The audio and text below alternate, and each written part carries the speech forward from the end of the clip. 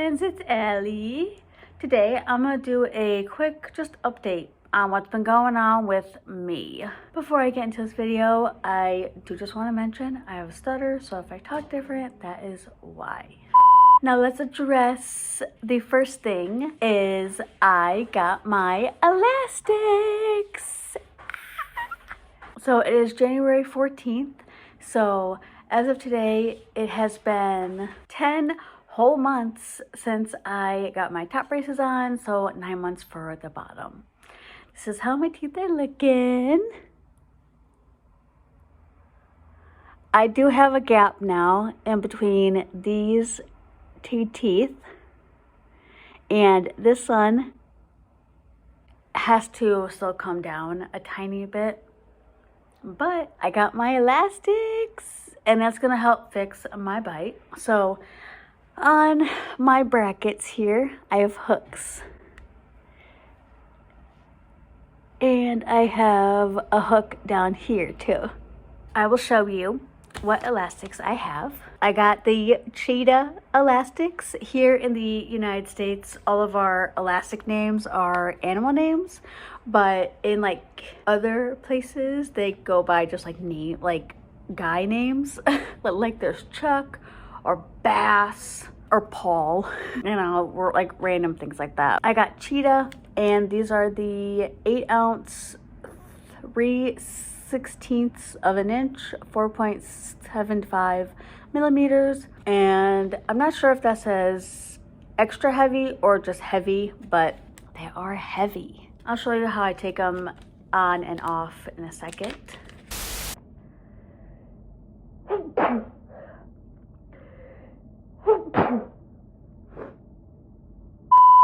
Still trying to get over being sick. I'll update that in a second, but this is what they look like. They're just very teeny tiny and small. These are actually thicker than the other ones. They ask you how you are, you just have to say that you're fine when you're not really fine, but you just can't get into it because they would never understand. Oh no! I dropped them! Hold on, I gotta make sure my cat doesn't eat them. Okay, we're back. I don't want that getting in their intestines and causing havoc. I don't know how long I'll have to wear these, honestly. They didn't tell me and I didn't ask. I just kind of go with the flow. Like, whatever happens, I just go along with because they're the professionals. They know. Here's how I take it off. I just grab... Oh! I love the sound. Anyway, I grab one side and I unhook, and then I unhook. And then when I first got them, she told me to like do this, like stretch them apart, lay them on the hook, and then stretch it over. But it's already day 3, and I've just gotten good at just doing this. So I'll take it, I'll hook it until it goes down, and then I'll put my finger in like this and I'll stretch. And it's the second one from the back. Sorry. So not that one, not that one, this one. So, and I just let it roll on to the bracket on the bottom. I will kind of take it and I'll push it down like underneath the bracket just to make sure like it's fully on there. But yeah, that's what you do. And that one, excuse me 1 second.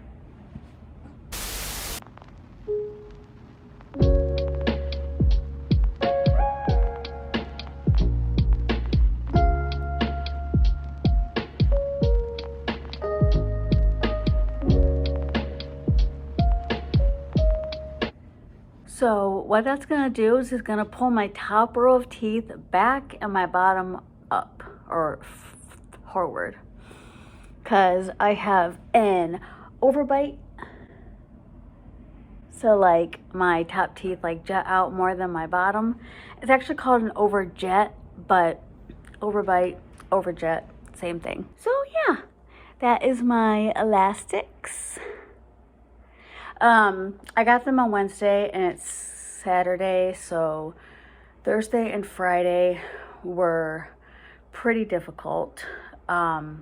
Wednesday night was pretty difficult. She told me that I have to wear them 18 to 22 hours a day, but the longer the better. So I'll wake up in the morning, brush my teeth, change them, and then on my break at 8 o'clock, I will eat, change them, and then my lunch at 10:30, I will eat, change them, and then sometimes I'll eat like a little snack like at 12:30. I'll change them then. I'll eat something when I get home, because I don't eat like big, huge meals throughout the day. Like I have like a yogurt in the morning and then a salad or soup for lunch. And then I'll have like something small like on my break. And then when I get home, I'll have like I just had a tuna pouch. And then like around 5 or 6, I'll actually have like dinner. But I will change them after every time I eat, and I'll keep them in. No matter how much it hurts, no matter how uncomfortable it is, I'm gonna keep them in. And if you're watching this and you have elastics and they're not in, what are you doing, ma'am? Go put them in. And if you're like, but no, they hurt, they won't if you keep consistently using them. It's only day 3 that I've had my elastics and they're fine. Still a little bit uncomfortable, like when I put a fresh new pair on, they are a little bit tight still, but already day 3 I'm used to them. The other thing I want to address is I am getting over being sick. I started to feel kind of icky around a couple weeks ago on like a random Tuesday. My throat started to feel a little scratchy, and it was different than just like a scratchy throat. It was like I knew. It was different than just like my throat being irritated. It was scratchy as if like, oh, I'm gonna get sick. And then for the next week, it slowly got worse. Like my throat was hurting so bad. For a couple days, I wore a mask at work. And then on New Year's Eve, I found out that my grandpa had passed away. My mom had come down for the weekend because they were talking about hospice, and I just knew once you get hospice involved, you know, it's near the end. So we think that my grandpa actually waited for her to get down here, because as soon as she went in, she talked to him like she was kind of holding his hand. Was when he passed. So that was on New Year's Eve, and then the following Saturday was the funeral. So I ended up taking 5 days off because of that. It was good that I also had those days off because I got really sick during those 5 days. So it started off, like I said, it's like a sore throat, and I thought it was going away. I just think I had like some type of nasty sinus infection. Like I got a really bad cough, and just my nose was stuffed and plugged, and like I lost my voice because I was coughing. It was rough. I wore a mask during the funeral, and then we went to the gravesite, and then we went to a banquet hall, and I hung around my mom most of the time. I did say hi to a couple of my cousins. Mainly, I just like stuck by my mom, hung around my one cousin that I'm super close with. And I also got to spend the night with my mom, my aunt, and my grandma, because my grandma's still alive. It was nice to see family that I haven't seen in a couple years, but it was also very, very uncomfortable to see some family I haven't seen in a couple of years. I pretty much avoided certain people like the plague, and I just kept to people that I knew love and appreciate me. You know what I'm saying? Got a few comments about my nose ring. Knew that was gonna happen. Forgot I even had it in my face, and I was like, oh yeah. I got my nose pierced. just spent the rest of my days, like I said, being sick, feeling like I was dying. I'm pretty sure I had a fever at one point. I tested, it wasn't COVID, but who knows? Honestly, maybe I did the test wrong. Aside from all of that, I haven't really been doing a whole lot. I do have this daily moons journal. It's a girl on Instagram that goes by that name, Daily Moons. 2023 year of growth. I started writing in it, but I kind of got a lot of it sidetracked, to be honest. Like, I started writing in it, but pretty much haven't done anything yet for January.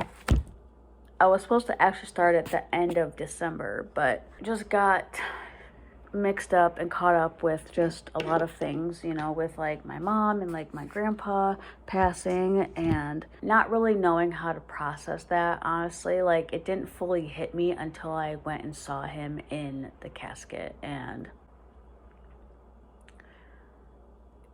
nothing will prepare you for seeing a dead body. No matter if you know that you're going there to celebrate their life or to, wish them goodbye, nothing can prepare you for that. I cried the entire mass because my grandpa was Catholic, and he spent like years, like his whole life basically, in the church, and so they kind of just had a funeral mixed into a church mass. I just cried the entire mass. I just felt so many emotions. Obviously, like when you're grieving, you're gonna feel a lot of emotions. I felt a mix of anger, and I felt a mix of sadness, and just like sorrow, and like empathy. Like, I just felt so much from everyone in the room, and my own emotions, and that's normal with trying to grieve. Maybe I felt a little bit guilty too for not getting to see him before he passed. I think the last time I saw him was a long time ago, honestly. He told me I was still his favorite, so thank you, Grandpa. But I'm pretty sure he tells all the nieces and nephews that are shorter than him that they were his favorite. Just feeling a mix of emotions. But I got a new book that I've been reading. It's called How to Survive Your Murder. It's basically categorized as like Scream mixed with Happy Death Day. It's all about this girl whose sister gets killed in a corn maze on Halloween, and then a year after that she's going to testify against her sister's murderer because she saw who it was, and nobody believes her. So right as she's gonna testify against him, she gets like knocked out in the bathroom of the courthouse, and then it makes her go back a year before when her sister got murdered, and her sister's alive, and she's like trying to save them and catch the killer. So it's pretty interesting so far. I believe I'm on page like 104. I don't have a bookmark in because I don't have one. But yeah, like 108, 104, something like that. But yeah, that's pretty good. I feel like so much has happened this past month, and it's already halfway through January already. Learning to grow, learning how to change or accept change, learning to protect myself and protect my peace as much as I can, being wary of certain people and situations, trying not to let certain things hurt me or bother me, learning how to forgive, learning how to let go. Just the same old that you do every new year. Other than that, not a whole lot has been going on. My speech has been up and down. I'm really tired from not really sleeping the best the past couple nights because of my elastics, but I'm getting used to them, so hopefully it won't hurt for long. But okay, if you have any questions, comments, leave them down below. And I will talk to you. Oh my God, what is that? And I will talk to you guys later. Bye.